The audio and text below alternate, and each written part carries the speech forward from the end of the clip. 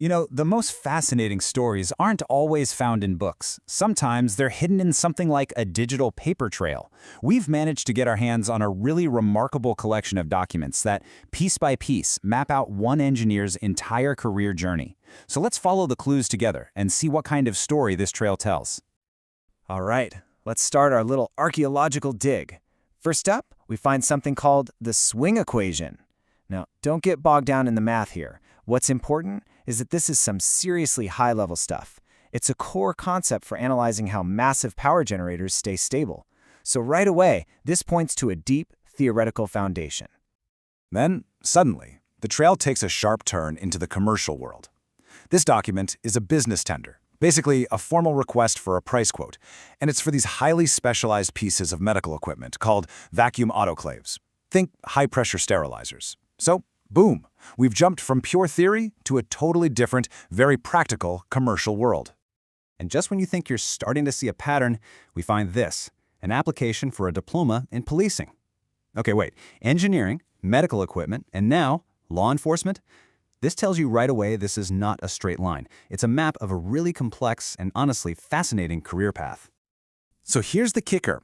All of these documents, as different as they are, belong to one person's professional journey.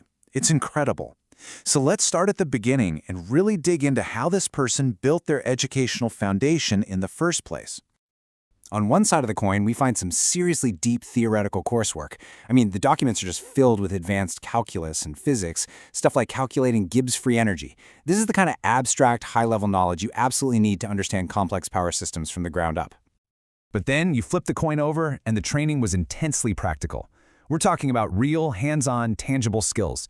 Crimping wires, properly joining cables, even operating heavy machinery to bend and shape sheet metal. This is the stuff a working electrician needs to know day in and day out to get the job done. And this, right here, just perfectly captures the two sides of a modern technical education. You have to be able to wrap your head around abstract mathematical models like Fourier transforms, but at the exact same time, you've got to be able to physically assemble a component frame or wire a lighting switch. It's a true blend of the mind and the hands. So we've seen this incredible blend of skills this engineer was working to acquire. But, having the skills is one thing. Getting them officially recognized and certified, well, that's a whole other journey. A journey through what can only be described as a paper labyrinth. To really get this next part of the story, you need to know about this organization, SAQA. It's the South African Qualifications Authority. This is the official government body that validates every single educational and professional qualification in the country. If you want your degree to mean anything, you have to go through them. They're the gatekeepers. Now get this is a direct quote from an appeal letter written by our applicant, and you can just feel the raw frustration in the language. It talks about results that were never delivered and alleged irregularities in the whole exam process. It paints a picture of a really difficult uphill battle against the system. And when we piece together the dates from all the different letters and emails, this is the timeline that emerges. And it shows that this isn't just a matter of waiting a few weeks for a piece of paper. No, we're talking about a multi-year struggle, stretching from 2019 all the way to 2024, just filled with invalidated results, missing statements, and dead-end inquiries. So, you have this incredibly complex educational background, full of both deep knowledge and these huge administrative roadblocks. Which brings us to the final piece of the puzzle. What was it all for? The goal of it all? Finding a job. So what's amazing is that despite all those bureaucratic nightmares, the resume we can piece together from the documents is actually really strong and super focused. The qualifications, the skills, the interests, everything points directly toward a career in electrical engineering. But the job search itself, well, it was anything but narrow. The application records show that our engineer was casting an incredibly wide net, trying to find any place where this unique blend of skills could fit, even across wildly different sectors. And just look at this sheer variety here. It's kind of mind-blowing. On one hand, you have applications to the state-owned power company, Eskom, which makes perfect sense. But then, on the other hand, you have applications to a global tech giant like Microsoft.